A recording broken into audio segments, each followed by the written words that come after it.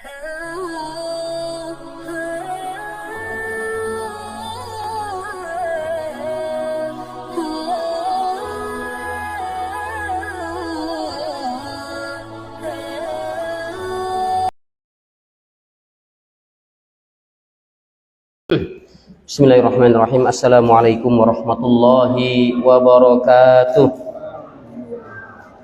Alhamdulillah.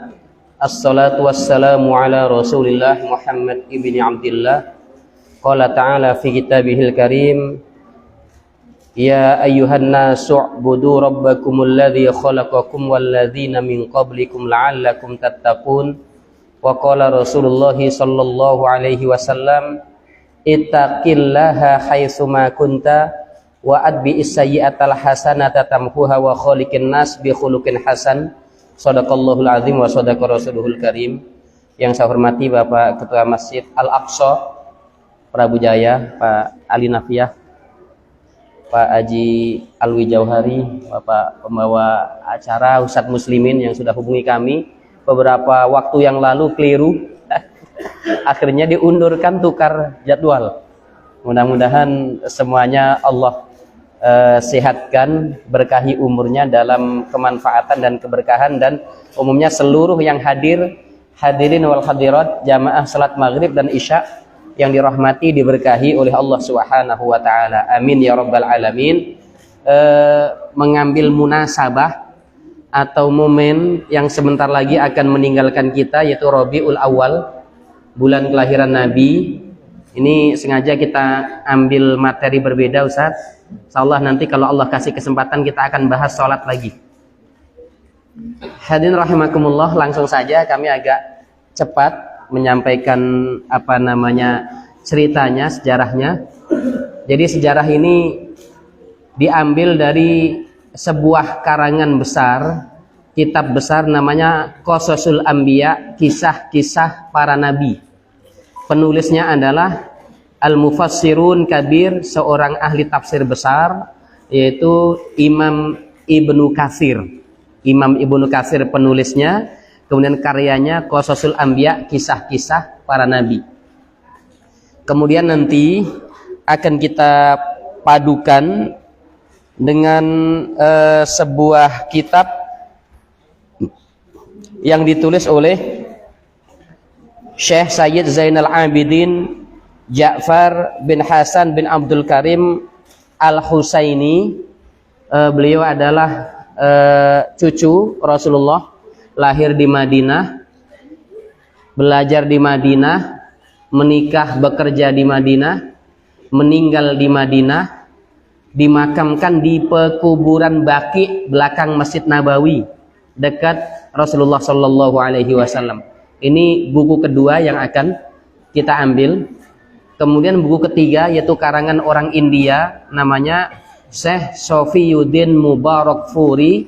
Nama kitabnya adalah Rahiqul Makhtum fi Sirati Sayyidil Mursalin, atau lebih dikenal dalam bahasa Indonesia adalah Sejarah Nabi atau Sirah Nabawiyah Manhajiyah.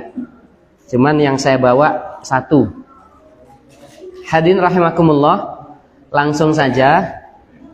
8.000 tahun yang lalu, 8.000 tahun yang lalu dalam Qososul Anbiya, Allah Subhanahu wa taala mengutus Nabi Adam di Sri Lanka.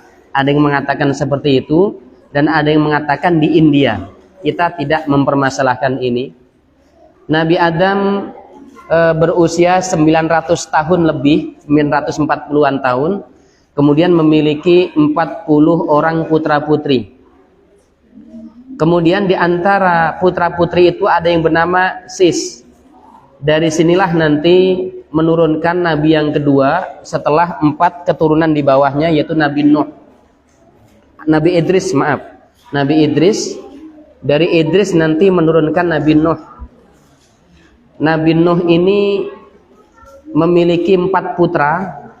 Yang pertama adalah Syam, yang kedua adalah Ham, yang ketiga Yafis, yang keempat Kan'an. Hanya saja Kan'an ini durhaka.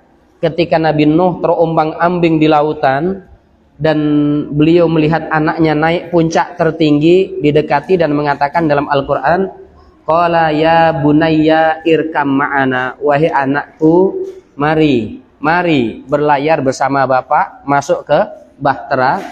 Ternyata anak ini ngeyel dan dia mengatakan, sa'awi ila jabalin, saya akan mendaki ke gunung yang lebih tinggi, simuni, yang akan menyelamatkan saya minal ma, dari air bah ini. Akan tetapi ternyata Allah berkehendak menghancurkan seluruh para pendurhaka, laki-laki perempuan bersih. Tidak satu pun rumah yang dihuni orang yang menentang Allah itu ketinggalan. Tidak, semuanya ditenggelamkan, dihancurkan oleh Allah Subhanahu wa taala. Dan kapal Nabi Nuh ini terombang-ambing di samudra tak bertepi. Jangankan Gunung Dempo, Gunung Himalaya saja itu tertutup air. Ini Mas ya. Apalagi Gunung Ibul. Nah, Gunung Megang, Gunung Raja dan lain sebagainya. Nah, Gunung Kemala. Nih, pagar gunung. Nih. Selanjutnya dalam Al-Qur'an disebutkan perahu bahtera ini fastawat, terdampar. Fastawat itu berlabuh atau terdampar, itu berlabuh tidak disengaja. Fastawat alal judi, kapal ini berlabuh atau terdampar di sebuah bukit namanya Bukit Judi, itu bahasa Quran. Fastawat alal judi, terdampar di puncak Bukit Judi fit Turki, di Turki. Nah, selanjutnya Nabi Nuh membagi dunia ini menjadi 3. Dulu kalau disebut dunia itu Timur Tengah, Pak. Amerika itu belum lahir. Amerika ini ditemukan belum lama oleh Columbus. Nih, jadi dunia ini dibagi menjadi 3, dan yang ketika disebut dunia itu adalah Timur Tengah. Yang pertama, Syam, diserahkan daerah Timur Tengah dan sekitarnya. Syam, makanya Syam itu tempat berniaganya Rasulullah. Itu sekitar 1.500 sampai 2.000 kilo dari Mekah Al-Mukarramah, Syam. Syam itu sekarang adalah Palestina, Jordania, Libanon, dan Syria. Itu Syam. Jadi negeri Syam ini, Timur Tengah ini, Nabi Nuh serahkan kepada putranya yang bernama Syam. Bangsa Syam, anak keturunan Syam itu dinamakan bangsa Semit. Bangsa Semit. Kemudian bahasanya adalah bahasa Semitik. Itu bahasa Arab, bahasa Ibrani, bahasa Semitik. Ini menurunkan orang-orang Arab dan sekitarnya, Iran, Irak, kemudian Syria, Palestina, Libanon dan sekitarnya. Kemudian anak yang kedua yaitu Ham. Ini Nabi Nuh serahkan daerah barat, yaitu Afrika. Orangnya hitam seperti saya, Pak, tapi saya nggak keriting. Nah itu, nih tidak keriting. Jadi Ham menurunkan keturunan yaitu bangsa Hamid. Bangsa Hamid. Hamid itu Afrika, rambutnya keriting, orangnya hitam, bibirnya tebal-tebal. Nih, kemudian yang ketiga Yafis. Yafis itu Nabi Nuh serahkan dataran bumi bagian utara. Ciri fisiknya adalah warna kulitnya kuning, putih kuning. Kemudian matanya sipit-sipit. Nah, bangsa China, kemudian Mongol dan sekitarnya. Dan nanti di akhir zaman Ya'jud dan Ma'jud itu muncul keluar dari kelompok dari anak Nuh, Nabi Nuh yang bernama Yafis ini. Dan bangsa Indonesia menurut satu ulama ini adalah keturunan Yafis, bangsa kita Indonesia ini. Tapi menurut ulama yang lain, bangsa Indonesia ini adalah keturunan Syam, kemudian sampai kepada Ibrahim. Nanti Ibrahim punya anak Ismail menurunkan bangsa Arab, Quraisy. Kemudian anaknya yang bernama Ishak memiliki keturunan Yakub, dan Yakub punya 12 anak, diantaranya adalah Yusuf, Benyamin, Yehuda, Zebulon, dan lain sebagainya, yang dikenal dengan Bani Israel, anak keturunan Yakub. Anak keturunan Yakub atau Israel. Hadirin rahimakumullah, kita tidak membahas Bani Israel atau anak keturunan Yakub. Kita langsung kepada Ibrahim. Nabi Nuh nanti memiliki penerus, punya penerus namanya Hud dan Soleh. Akan tetapi ternyata Nabi Ibrahim yang keenam ini bukan keturunan Hud, bukan keturunan Soleh, namun keturunan Nabi Nuh dari anaknya yang bernama Syam. Nih, hadirin rahimakumullah, Nabi Ibrahim ini Allah utus 4.000 tahun setelah Nabi Adam. 4.000 tahun setelah Nabi Adam. Kemudian Nabi Ibrahim diperintahkan untuk hijrah ke barat dari Babilonia, Irak sekarang, menuju bagian barat yaitu Kan'an, Palestina sekarang. Di Palestina menikah dengan seorang wanita, menikahi wanita, bukan menikah dengan seorang wanita, menikahi wanita namanya Sarah. Kemudian dikarenakan Palestina ditimpa COVID bencana, wabah, Allah alam namanya apa. Yang jelas di Palestina tidak memungkinkan bagi Nabi Ibrahim dan istrinya untuk hidup di sana. Diperintahkan untuk hijrah ke Mesir, Afrika yang berbatasan dengan Asia. Di Mesir terjalin hubungan harmonis dengan Raja Mesir, dan Nabi Ibrahim diberi hadiah seorang istri yang bernama Siti Hajar. Setelah menikahi Hajar dan beberapa lama tinggal di Mesir, informasi datang dari Palestina, Palestina sudah normal, new normal. Jadi pulang lagi ke Palestina. Di Palestina Sarah punya anak namanya Ishak, dan Siti Hajar punya anak namanya Ismail. Ketika Ismail lahir, Allah uji lagi Nabi Ibrahim ini. Ibrahim, hijrah sekarang ke daerah selatan sekitar 1.500 kilo dari Palestina, tepatnya diabadikan dalam Al-Quran. A'udzubillahi minasyaitonirrajim. Nabi Ibrahim diperintahkan untuk mendatangi dan menempati sebuah lembah yang disebut dalam Al-Quran biwadin min ghairi dhi zar'in inda baitikal muharram rabbana liyuqimus shalah waj'al af'idatan nas tahwi ilaih. Jadi tempat yang dituju adalah sebuah lembah dataran rendah dikelilingi bukit yang dinamakan adalah lembah Bakkah. Biwadin min ghairi dhi zar'in, tidak ada tumbuhan sama sekali. Jangankan pepohonan, rumput pun tidak tumbuh. Jangankan ada binatang, burung pun tidak mau terbang di atas lembah ini, lembah mati. Dan inilah tempat yang diperintahkan Allah untuk ditempati Nabi Ibrahim, Siti Hajar dan Ismail. Nah, sesampainya di Mekah, ujian datang lagi. Wahai Ibrahim, sekarang kamu harus meninggalkan lembah Mekah ini dan kamu harus pulang ke Palestina, temui istrimu Sarah dan anakmu bernama Ishak. Sudah. Akhirnya apa? Siti Hajar dengan rimo tapi tidak pasrah Pak. Dia tetap berusaha, siap dan rela ditinggalkan oleh sang suami. Tinggal Siti Hajar berdua dengan anaknya Ismail yang masih bayi merah. Ismail menangis kehausan, kelaparan. Disitulah Safa dan Marwa, kan itu kisah bermula. Nih.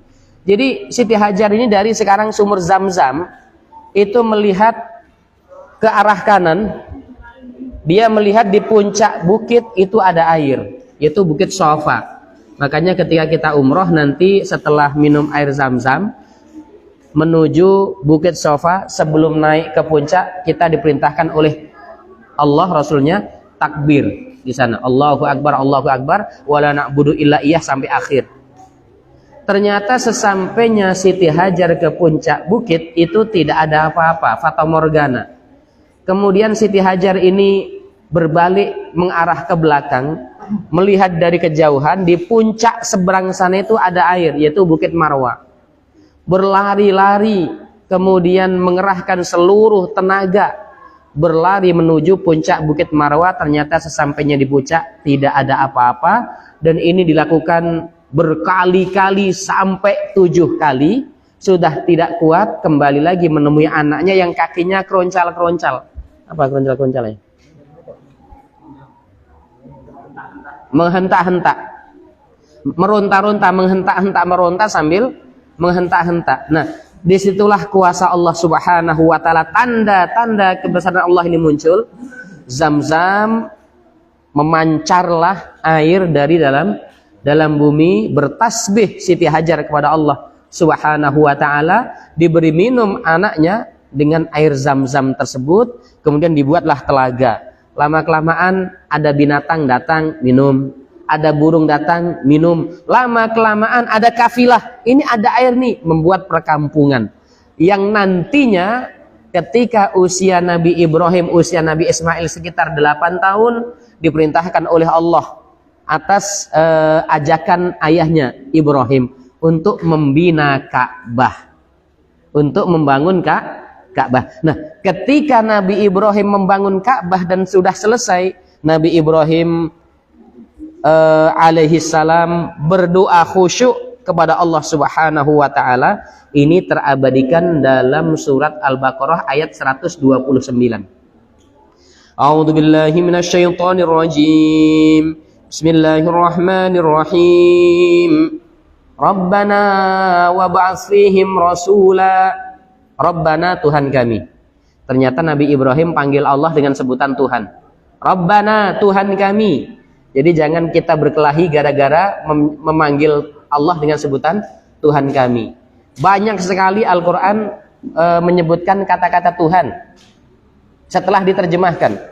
Jangan seperti di postingan yang akhirnya menyulut perselisihan, percekcokan. Jangan panggil Allah dengan sebutan Tuhan. Demi Allah, Tuhan itu tidak ada dalam Al-Quran. Ya betul, Al-Quran berbahasa Arab, mana mungkin ada kata-kata Tuhan. Tapi kalau sudah diterjemahkan banyak sekali. Surat terakhir saja An-Nas, Qul a'udzu birabbin nas, Tuhan manusia. Kemudian surat berikutnya Al-Falaq, Qul a'udzu birabbil falaq, Rabbi zidni ilma, Rabbana Rabbi zidni ilma. Banyak sekali kata-kata Rob, Rabbana atina, Rabbi auzi'ni an ashkura. Jadi silahkan saja, jangan kemudian kita bertengkar gara-gara penyebutan kata-kata ini. Hadirin rahimakumullah, tapi kalau saya pribadi memilih menyebutnya dengan sebutan Allahumma. Oh itu kamu, Al-Quran ngomong Rabbana kok, kan itu ya. Jadi silahkan saja. Yang milih Allah silahkan, yang milih Rabbana juga silahkan. Yang salah itu kalau panggil Lata wa Uzza. Nah ini baru bermasalah nih. Hadirin rahimakumullah. Kemudian permohonan Nabi Ibrahim ini kepada Allah adalah wa ba'ats fihim rasula, ya Allah Tuhan kami, utuslah di tempat ini seorang rasul, minhum, dari mereka sendiri, bukan rasul dari keturunan orang lain. Rasul itu dari keturunan kami sendiri yang menempati lembah ini. Itu permintaan siapa? Nabi Ibrahim. Yatlu alaihim ayatik, yang akan membacakan tanda-tanda kebesaranmu ya Allah. Ini tidak perlu kita bahas panjang lebar, nanti sampai penghancuran burung ababil terhadap tentara bergajah. Itu salah satu tanda. Terpadam api biara majusi, runtuhlah istana Kisra Parsi, Mekah diterangi cahaya putih. Ini termasuk tanda-tanda kebesaran Allah Subhanahu wa ta'ala. Ini kita tidak bahas. Langsung saja, wa yu'allimuhumul kitab, mengajarkan Alkitab, yaitu kitab yang engkau turunkan kepada dia nanti ya Allah. Kemudian yang berikutnya wal hikmah, mengajarkan al hadis, ucapan perbuatan dia diajarkan kepada pengikutnya. Dia siapa? Dia yang engkau utus di lembah ini, bukan tempat lain. Yang terakhir adalah wa yuzakkihim, dan membersihkan hati kotor mereka. Innaka antal azizul hakim. Nabi Ibrahim wafat, belum diijabah oleh Allah. Sampai kapan? Setelah 2500 tahun baru Allah jawab permohonan Nabi Ibrahim. 2500 tahun, 25 abad. Yaitu bertepatan dengan bulan Rabiul Awal. Tanggalnya diperdebatkan oleh para ulama, tapi saya pribadi memilih 12 Rabiul Awal. Silahkan yang lain memilih yang lain, saya tidak menyalahkan. Yang menyalahkan ini nanti akhirnya gontok-gontokan. Kalau gontok-gontokan, dia lebih memusuhi umat Islam dibanding yang bukan muslim. Ini hadirin rahimakumullah. Ini yang pertama. Ternyata yang merindukan kedatangan Nabi Muhammad itu Nabi Ibrahim, dan Allah enggak pertemukan Ibrahim dengan Muhammad. Sekarang yang nomor 2. Tersebut dalam surat As-Saff, Nabi Isa bin Maryam itu pernah bersabda, A'udzu billahi minasyaitonir rajim. Wa idh qala Isa ibn Maryam ya bani Israil inni rasulullahi ilaikum. Wa idh qala, dan ingatlah ketika berkata siapa? Isa ibnu Maryam, putra Maryam. Ya bani Israil, wahai bani Israil. Nah, siapa bani Israil? Keturunan Yakub. Jadi gini silsilahnya. Ibrahim punya istri Sarah, Sarah punya anak Ishak, Ishak punya anak Yakub, Yakub punya anak 12 dari 4 istri. Yang pertama adalah dari istri pertama itu ada 6, kemudian nanti 2, 2, 2 dan 2, yaitu 12 semuanya. 12 ini yang paling terkenal di kalangan kita adalah Yusuf, Benyamin. Di kalangan Bani Israel yang paling terkenal adalah Yehuda, dan dari Yehuda inilah nanti turun Yahudi, bangsa Yahudi. Jadi bangsa Yahudi itu bukan keturunan Yusuf, bukan keturunan Benyamin, bukan keturunan Zebulon, bukan keturunan Naftali, bukan. Tapi Yahudi ini hanya keturunan Yehuda, 4 dari 1 di antara 12 anak Nabi Yakub. Tapi Yahudi ini termasuk Bani Israel. Yahudi termasuk Bani Israel, dan belum tentu Bani Israel ini Yahudi. Nah ini hadirin rahimakumullah, nanti ketika Nabi Yakub ini hidup di Palestina, ternyata anak yang paling dicintai itu difitnah dan akhirnya dibawa oleh pedagang ke Mesir, dijual di Mesir, sampai akhirnya Palestina tertimpa wabah yang kedua setelah Nabi Ibrahim. Pada zaman Nabi Yakub juga ada wabah yang menyebabkan tidak bisa mencari makan dan minum. Akhirnya anak-anak Nabi Yakub ini meminta bantuan makanan ke Mesir, dan kebetulan waktu itu yang menjadi perbendaharaan raja Mesir adalah Yusuf. Benyamin ditangkap, ya kemudian bertemu, saya ini kakangmu. Oh Yusuf. Kemudian setelah itu singkat cerita, seluruh Bani Israel ini termasuk bapaknya, anak-anak Israel termasuk bapaknya, bapak anak-anak ini yang bernama Yakub, itu diboyong Nabi Yusuf ke Mesir. Kemudian hidup setahun, 2 tahun, 100 tahun. Ini menjadi 12 suku sudah. Kan 12 anak masing-masing punya satu suku. Kemudian 200 tahun, 300 tahun, 400 tahun, 500 tahun datanglah Nabi Musa. Pada waktu itu Bani Israel ini dihabisi, diromusakan, dirodikan oleh Fir'aun laknatullah. Kemudian datanglah Nabi Musa. Nabi Musa menyelamatkan mereka dengan membelah Laut Merah menuju dataran Kan'an, yaitu Palestina. Tapi naudzubillah Bani Israel dasar gitu. Bani Israel ini orangnya ngeyel. Diajak masuk ke Palestina, tidak mau. Karena Palestina dikuasai raksasa yang bernama Goliat atau Jalut. Dan Bani Israel mengatakan, Musa, masuklah kamu sendiri dengan Tuhanmu, berperanglah bersama Tuhanmu. Kalau sudah menang nanti kasih tahu kami akan masuk Palestina. Allah murka. Diharamkan Palestina ini untuk Bani Israel selama 40 tahun. Mereka berputar-putar di padang pasir, tidak ngerti kemana mereka mengarah. Ini ceritanya seperti itu. Sebelum Nabi Musa ini banyak sekali nabi-nabi yang dikhianati oleh Bani Israel. Suruh menyembelih sapi betina. Sembelih sapi betina. Sapi yang gimana Musa? Akhirnya apa? Ya sudah, sapi itu nggak tua nggak muda, tapi pusing dia. Ketemu sapi betina, sembelih, selesai. Tapi bertanya, sapi betina yang gimana? Yang tidak tua, tidak muda. La faridu wa la bikr. Sudah ketemu tidak tua, tidak muda. Tanya lagi. Musa, kami udah ketemu ini. Tidak tua, tidak muda. Selanjutnya warnanya apa? Ma launuha? Nabi Musa menjawab, innahu yaqulu innaha baqaratun safra'u faqi'ul launuha tasurrun nadhirin. Bani Israel, itu sapi warnanya kuning emas. Seluruh orang yang lihat tertarik. Susah mencari itu, sampai habis harta ibu-ibu, perhiasannya diambil untuk mencari sapi itu. Setelah ketemu, tidak tua, tidak muda, kuning emas, menarik, bertanya lagi, Musa, kami masih bingung nih. Yang bagaimana sih sebetulnya? Dijawab oleh Nabi Musa, la dzalulun tuthirul arda wa la taskil harsa musallamatul la syiyata fiha. sapinya nggak pernah digunakan untuk membajak. Itu dipakai itu, nggak bisa, katanya. Setelah ketemu syarat yang lain lagi, tidak pernah digunakan untuk mengairi sawah. Yang terakhir, tidak ada cacat celah sedikit pun. Pusing Bani Israel mencari sapi itu, seluruh wanita dikumpulkan dari bangsa Bani Israel ini, dilucuti semua perhiasannya, Bu. Kalungnya, cincinnya, gelangnya. Karena apa? Sapi itu ketemu milik anak yatim yang dia tidak mau menyerahkan walaupun dibeli 10 kali lipat. Boleh sapi ini kamu ambil, wahai Bani Israel, kata anak yatim tadi, dengan syarat sapi ini ditukar dengan emas seberat sapi. Nah, itu kisah Bani Israel. Hadirin rahimakumullah. Jadi kalau diceritakan nggak berhenti, nggak habis.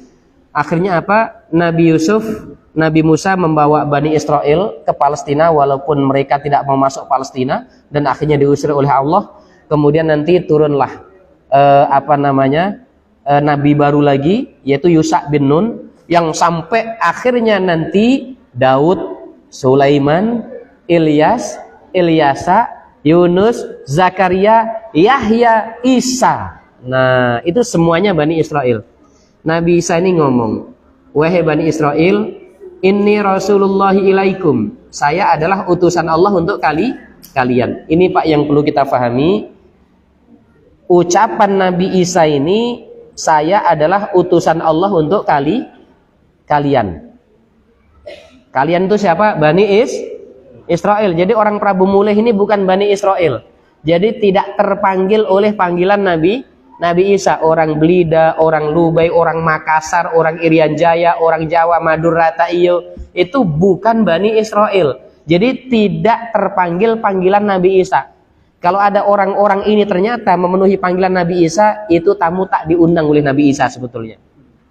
Nah, dalam keyakinan kita, hadirin rahimakumullah, singkat cerita gini, Nabi Isa menyampaikan berita gembira. Saya diperintahkan oleh Allah untuk menyampaikan berita gembira. Apa itu? Wa mubasysyiran bi rasulin ya'ti min ba'di ismuhu Ahmad. Saya sampaikan berita gembira yang saya dapatkan dari kitab Taurat dan kitab Injil, akan datang seorang nabi setelahku, namanya Ahmad. Falamma ja'ahum bil bayyinat qalu hadza sihrun mubin. Ketika datang dengan membawa kebenaran, mereka menolak ini sihir. Kenapa mereka menolak? Karena ternyata nabi yang dijanjikan Nabi Isa bukan dari keturunan Israil, tapi keturunan Nabi Ismail. Jam? Wah, hampir habis ya. Belum Nabi Muhammad nih. Sudah, kita lompat saja kalau itu. Siapakah Nabi Muhammad sallallahu alaihi wasallam? Langsung dari Nabi Isa lompat jauh ke 571 Masehi. Lahirnya Nabi Muhammad sallallahu alaihi wasallam. Siapa nama ayahnya? Disebutkan oleh Syekh Ja'far Zainal Abidin Al-Bazanji dalam kitabnya Atirillahumma qabrahul karim. Atir, wangikan ya Allah, qabrahu, kuburan beliau Nabi Muhammad Al-Karim yang mulia, bi'arfin sadiyyin min salatin wa taslim, dari haruman yang terbuat dari salawat dan salam. Wa ba'du fa'aqulu huwa sayyiduna Muhammad bin Abdillah bin Abdil Muttalib wa ismuhu Syaibatul Hamdi humidat hisaluhu saniyah.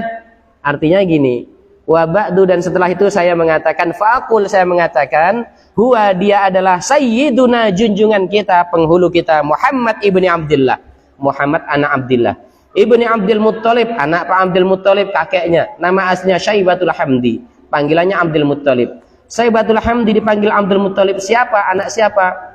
Ibni Hashim, anak Pak Hashim, nama aslinya Al-Amru.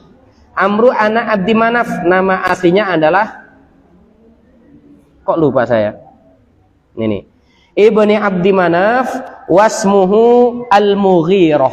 Nah ini, jadi kalau kita sebutkan nama aslinya Muhammad bin Abdillah bin Syaibatil Hamdi bin Amru bin Mughirah, tapi biasa disebut gelarnya Muhammad ibnu Abdillah ibnu Abdul Muttalib ibnu Hashim ibnu Abdi Manaf. Nah, Abdi Manaf ini anak siapa? Ibnu Qusay, anak Pak Qusay. Nama aslinya adalah Hakim. Mujammi, maaf, Mujammi. Wasmuhu Mujammi. Kenapa dinamakan Qusay? Jauh artinya. Litaqasihi fi biladil quda'atal qasiyah. Karena dia, kalau kita Bang Thayyib Pak, tidak pulang-pulang. Qusay ini seorang kakek Rasul yang nggak pulang-pulang. Berpuluh-puluh tahun itu merantau. Dan negeri perantauan yang disebutkan di kitab ini adalah negeri Quda'ah yang paling jauh. Ila an a'adahu Allah Ta'ala ilal harami fahamahima. Sampai akhirnya Allah perintahkan dia pulang kampung bangun negeri. Ilal haram, ke Masjidil Haram. Fahamahima, dia pelihara Masjidil Haram. Dia bersihkan, dia jamu tamu-tamu yang hadir ke Masjidil Haram. Itu namanya Qusay. Nama aslinya Mujammi. Hadirin rahimakumullah, nanti terus ke atas. Mujammi ini anak siapa? Ini. Mujammi itu adalah Ibni Kilab. Nama aslinya Hakim. Anak Murrah, anak Ka'ab, anak Lu'ay, anak Ghalib, anak Fihr, namanya Quraisy. Quraisy itu punya keturunan nanti Bani Hashim, Bani Abdi Manaf, Bani Abdus Syams. Inilah yang dinamakan bangsa Quraisy. Wa ilaihi tunsabul butunul Qurasiyah, dan kepada Quraisy inilah bermuara bangsaku Quraisy. Wa ma fauqahu kinaniyun kama janaha ilaihil katsir wartada. Di atas Quraisy namanya bangsa Kinanah karena kakeknya bernama Kinanah. Wallahu a'lam bishawab. Baru sampai di sini. Waktunya sudah hampir habis. Kita akhiri. Assalamualaikum warahmatullahi wabarakatuh.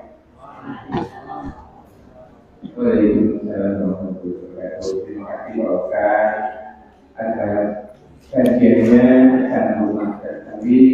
Semoga kita semua dapat memberikan manfaat apa yang disampaikan oleh Bapak Ustaz tadi.